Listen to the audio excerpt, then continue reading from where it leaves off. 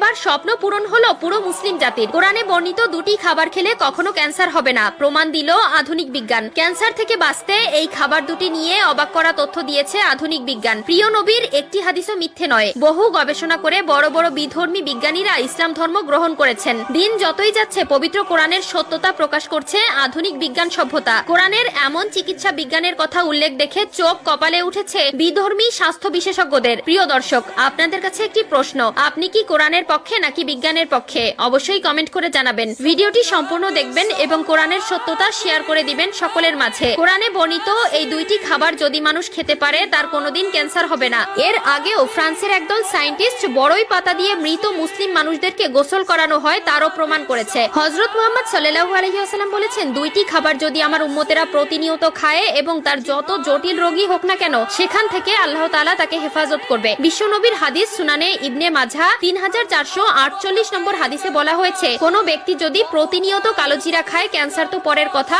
মৃত্যু ছাড়া সকল রোগের উপকার হবে।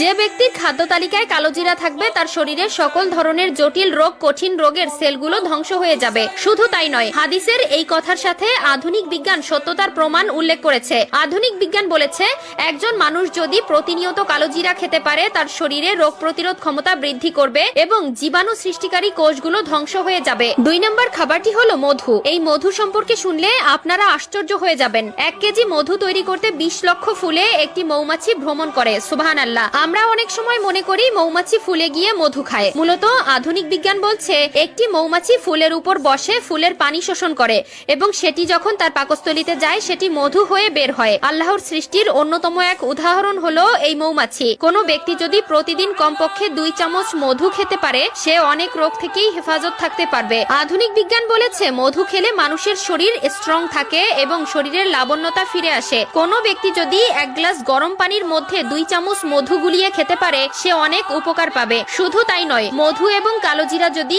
একসাথে মিক্সড করে খান তাহলে আরো উপকার পাবেন। রোগ প্রতিরোধ ক্ষমতাকে আরো শক্তিশালী করে কালোজিরা। নিয়মিত কালোজিরা খেলে শরীরের প্রতিটি অঙ্গ প্রত্যঙ্গ সতেজ থাকে। যে কোনো জীবাণুর বিরুদ্ধে প্রতিরোধ গড়ে তুলতে দেহকে প্রস্তুত করে তোলে এবং সার্বিকভাবে স্বাস্থ্যের উন্নতি করে। কালোজিরা আমাদের দেহের রোগ প্রতিরোধ ক্ষমতা বৃদ্ধি করে। নিয়মিত পেট খারাপের সমস্যা থাকলে কালোজিরা সামান্য ভেজে গুঁড়ো করে 500 মিলিগ্রাম হারে 7 থেকে 8 চা চামচ দুধে মিশিয়ে সকালে ও বিকেলে 7 দিন ধরে খেলে উল্লেখযোগ্য ফল পাওয়া যায়। তাই সকালে কালোজিরার সঙ্গে মধু মিশিয়ে খেতে পারেন।